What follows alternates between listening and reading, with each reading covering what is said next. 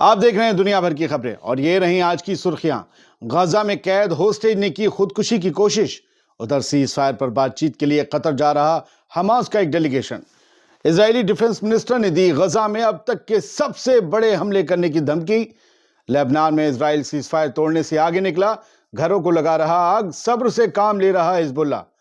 Europe کے migrants کی now پلٹی، ٹیونیشیا کے پاس 27 کی موت۔ اور روس نے کر دیا یوکرین کا بڑا نقصان، ایسا ڈاٹا کیا پیش جو چونکا کر رکھ دے۔ آزاد بول انڈیا میں آپ سبھی کا خیر مقدم ہے۔ میں ہوں عادل خان آزاد۔ آج 2 جنوری 2025 ہے۔ آپ دیکھ رہے ہیں پرائم ٹائم اسپیشل بلیٹن دنیا بھر کی خبریں۔ چلیے شروع کرتے ہیں دنیا بھر کی خبروں کا یہ سفر تفصیل سے۔ ہیڈ لائن سے بہت زیادہ ہوں گی خبریں۔ غزہ کے پیلسٹینین اسلامک جہاد موومنٹ نے، جسے PIJ کہتے ہیں، اس کی ملٹری ونگ ہے سرایہ القدس۔ اس کے اسپوکس پرسن ہے ابو حمزہ، ادھر ابو عبیدہ، ادھر ابو حمزہ۔ ابو حمزہ نے جمعرات کو یہ اعلان کیا کہ ان کی میڈیکل ٹیم نے کچھ دن پہلے ایک اسرائیلی ہوسٹیج کے سوسائیڈ کی کوشش کرنے کے بعد اس کا علاج کیا تھا۔ انہوں نے کہا کہ اسرائیلی ہوسٹیج نے اپنی دماغی حالت خراب ہونے کے نتیجے میں سوسائیڈ کرنے کی، خودکشی کرنے کی کوشش کی تھی۔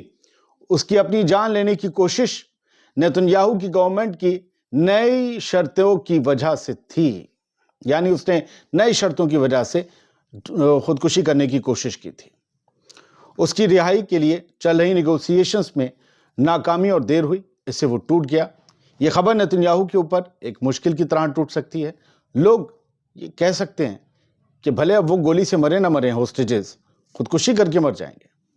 سرایہ القدس کے اسپوکس پرسن نے یہ بھی بتایا کہ جو اسرائیلی کیپٹیوز یا ہوسٹیجز سوسائیڈ کرنے کی کوشش کر رہا تھا، اسے پریزنر سویپ ڈیل میں، یعنی قیدیوں کی ادلا بدلی کی جو ڈیل تھی، اس میں پہلے فیز میں ہی ریلیز کیا جانا تھا، آزاد کیا جانا تھا۔ لیکن اسے جیسی یہ پتہ چلا کہ نیتنیاہو کی وجہ سے سیز فائر پر بات بند ہو گئی ہے، تو اس نے مایوس ہو کر اپنی جان دینے کا فیصلہ کر لیا کہ اب تو مشکل ہے بھیا چھوٹ پانا۔ اب اس خبر کے باہر آنے سے ہوگا کیا دوستو؟ ہوگا یہ کہ بھلے ہی ہوسٹیجز کے ٹھہرنے کی جگہ پر IDF بمباری نہ کرے اور ہوسٹیج اپنوں کے ہی حملوں کا شکار نہ بنے، لیکن ان کی خودکشی کی خبریں تو باہر آ سکتی ہیں، کیونکہ مایوسی انسان کو سب سے زیادہ توڑ دیتی ہے۔ ایک ہڈی ٹوٹنے سے بھی زیادہ بھیانک ہوتا ہے انسان کا حوصلہ ٹوٹ جانا۔ سیز فائر کرنے کا پریشر بڑھ جائے گا نیتنیاہو پر اس خبر کے باہر آنے سے، کیونکہ آج دنیا کے تمام بڑے اخباروں نے اس خبر کو اپنی زینت بنایا ہے کہ سوسائیڈ کرنے کی کوششیں ہوسٹیجز شروع کر چکے ہیں۔ چلیے بڑھتے ہیں آگے۔ اسرائیل نے غزہ کو برباد کرنے کے بعد اب اپنے حملے اور زیادہ تیز کرنے کی قسم کھائی ہے اور نہ جانے اور کون سی بربادی کرنے کا پلان ہے۔ زائنسٹ رجیم کے اسرائیلی حکومت کے وار منسٹر اسرائیل کاٹز نے غزہ اسٹرپ میں جنگ سے تھک چکے فلسطینیوں اور وہاں کے ریزسٹنس فائٹرز کے خلاف قتل و غارت مچانے کی دھمکی دی ہے۔ یہ خبر کہتی ہے۔ کاٹز نے اپنے بیان میں غزہ کے لوگوں کو ان کے باقی بچے گھروں کی مزید بامبنگ اور بے دردی سے قتل کی دھمکی دی۔ اگر حماس اسرائیلی کیپٹیوز کو، ہوسٹیجز کو ریلیز نہیں کرتا اور اسرائیل کے ٹارگٹس پر راکٹ فائر کرنا بند نہیں کرتا، تو غزہ پر سب سے خطرناک بمباری کی جائے گی۔ اسرائیل کاٹز ڈیفنس منسٹر نے کہا کہ غزہ کو ایسے بمبارڈمنٹس کا سامنا کرنا پڑے گا جو پہلے کبھی نہیں ہوئے۔ کاٹز نے جنگ کے ڈرم بجانا زیادہ شدت سے شروع کر دیا ہے دوستو، اور وہ بہت ہی سخت زبان کا استعمال کر رہا ہے جب سے اسے وار منسٹر بنایا گیا ہے، یوو گیلنٹ کی جگہ۔ اچھا، گیلنٹ نے استعفیٰ دے دیا، وہ تو میں آپ کو پہلے بتا چکے ہیں۔ چلیے بڑھتے ہیں آگے۔ اخبار کہہ رہے ہیں کہ حماس نے ہوسٹیج ڈیل پر پھر سے امید ظاہر کی ہے اور پھر سے اپنے ڈیلیگیشن کو بات چیت کے لیے قطر بھیجنے کا فیصلہ کیا ہے۔ حماس کے ایک سینئر آفیشل ہیں موسیٰ ابو مرزوق۔ انہوں نے قطر کے ایک ڈیلی نیوز پیپر العربی الجدید کو بتایا کہ اس بار بات چیت کامیاب ہونے کی پوری امید ہے، اور ان کا یہ بیان ایسے وقت میں آیا ہے جب کہا جا رہا ہے کہ حماس کا ایک ڈیلیگیشن نیگوشیٹرز کے ساتھ بات چیت کرنے جاری رکھنا چاہتا ہے، اور اس کے لیے آج 2 جنوری کو قاہرہ سے قطر کی دارالحکومت دوحہ جا رہا ہے، روانہ ہو رہا ہے۔ کل قطر میں ہونے والی اس بات چیت میں کسی بھی اسرائیلی ڈیلیگیشن کے حصہ لینے کی امید نہیں ہے، لہٰذا اسرائیل اور حماس کے ڈیلیگیشن آمنے سامنے نہیں ہوں گے۔ حماس کا ڈیلیگیشن جا رہا ہے، کیا بات کرتا ہے، جو بھی اپڈیٹ آئے گی ہم کل آپ کو ضرور بتائیں گے۔ بڑھتے ہیں آگے۔ اسرائیلی ایئر اسٹرائکس نے جمعرات کو غزہ اسٹرپ میں کم از کم 37 فلسطینیوں کی جان لے لی، جن میں سے 11 لوگ بے گھر ہونے کے بعد ٹینٹ انکیمپمنٹ میں رہ رہے تھے، جہاں ان کو شیلٹر دیا گیا تھا۔ ان 11 میں عورتیں اور بچے بھی شامل تھے، جو المواسی ڈسٹرکٹ میں رہتے تھے، جسے اسرائیل اور غزہ کی رولنگ حماس گروپ کے درمیان جنگ کے دوران ایک ہیومینیٹیرین زون کے طور پر لسٹ کیا گیا تھا۔ ہیومینیٹیرین زون کیا ہوتا ہے؟ اسرائیل کے لیے کچھ نہیں ہوتا، وہ جسے ہیومینیٹیرین زون بتاتا ہے وہیں بم گرا دیتا ہے۔ میں نے بچوں کے خون سے سنے بستر دیکھے تو میں لرز اٹھا۔ اب کچھ دوسری دنیا کی خبروں کا رخ کرتے ہیں، پھر ہم واپس غزہ لبنان کی کچھ اور اہم خبروں پر لوٹ کر آئیں گے۔ وعدہ ہے یہ خبریں رہ جاتی ہیں آخر میں، تو بیچ میں سن لیجیے۔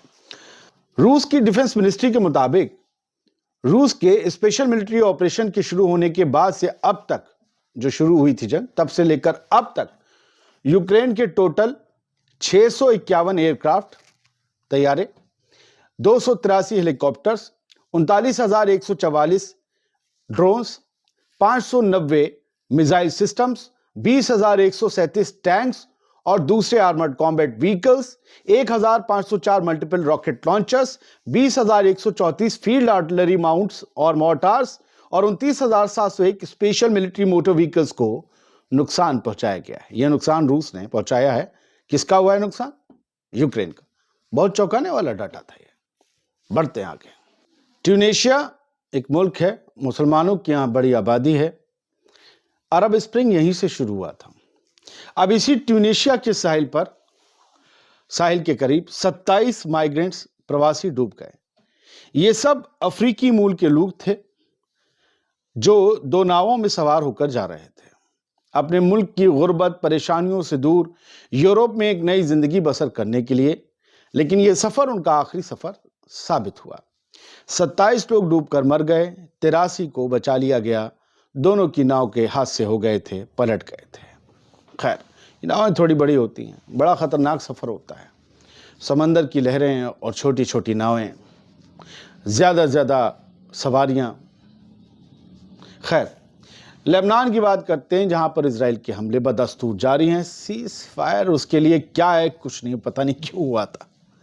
اب وہ وہاں پر گولہ گولی نہیں برسا رہا، کسی زمین پر اپنے جھنڈے نہیں لگا رہا، بلکہ ایران کی خبر رساں ایجنسی ارنا کہہ رہی ہے کہ یہاں پر وائلیٹ تو کر رہا ہے سیز فائر اسرائیل، لیکن گھروں میں، عام لبنانیوں کے گھروں میں آگ بھی لگا رہا ہے۔ اب یونیفل کیا کر رہا ہے، امریکہ کیا کر رہا ہے، اب فرانس کیا کر رہا ہے، اور لبنان کی نجیب میقاتی کی حکومت کیا کر رہی ہے، جن چاروں نے یہ سیز فائر اسرائیل اور حزب اللہ کے درمیان کرایا تھا۔ اس میں حزب اللہ صبر سے کام لے رہا ہے۔ حزب اللہ کی طرف سے کہہ دیا گیا 60 دن کا سیز فائر ہے، 61ویں دن کہانی الگ ہوگی، یہ کل کہا تھا۔ اب یہ گھروں میں بھی آگ لگا رہے ہیں، کون روکے گا انہیں؟ کوئی نٹ بولٹ چوڑی ٹائٹ کرنے والا ہے؟ کوئی نہیں۔ قدس نیوز نیٹ ورک کی خبر دیکھیے۔ الجزیرہ کے اوپر پہلے سینکشنز بین کہاں لگائے تھے براڈ کاسٹنگ پر؟ اسرائیل میں، دفتر بند کر دیا۔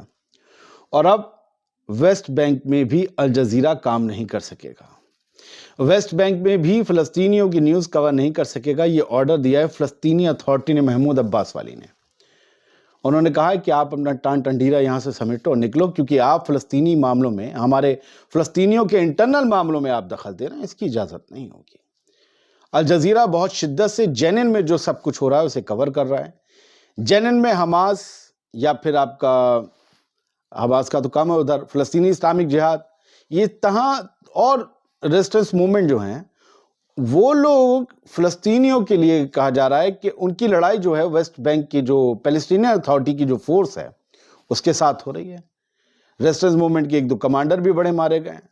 پہلے محمود عباس کی پولیس اور فورس آتی ہے، زبردست طریقے سے ریزسٹنس فورسز پہ ایکشن کرتی ہے، اس میں کچھ لوگ اور بھی مارے جاتے ہیں یا زخمی ہوتے ہیں۔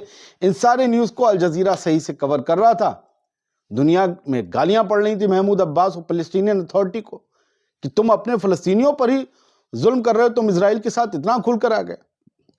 وہی اب الجزیرہ کہہ رہا ہے کہ آپ اسرائیل کے نقش قدم پر چل رہے ہیں، انہوں نے بھی ہمیں بین کر دیا اسرائیل میں نیوز دکھانے سے، اسرائیل کی نیوز کور کرنے سے، اور آپ ویسٹ بینک کی نیوز کور کرنے سے منع کر رہے ہیں۔ تو یہ سب کچھ ہو رہا ہے۔ خیر سر، یہ ایک فوٹو آپ دیکھ لیجئے، میں آپ کو فوٹو دکھا رہا ہوں، گانا تو نہیں دکھاؤں گا۔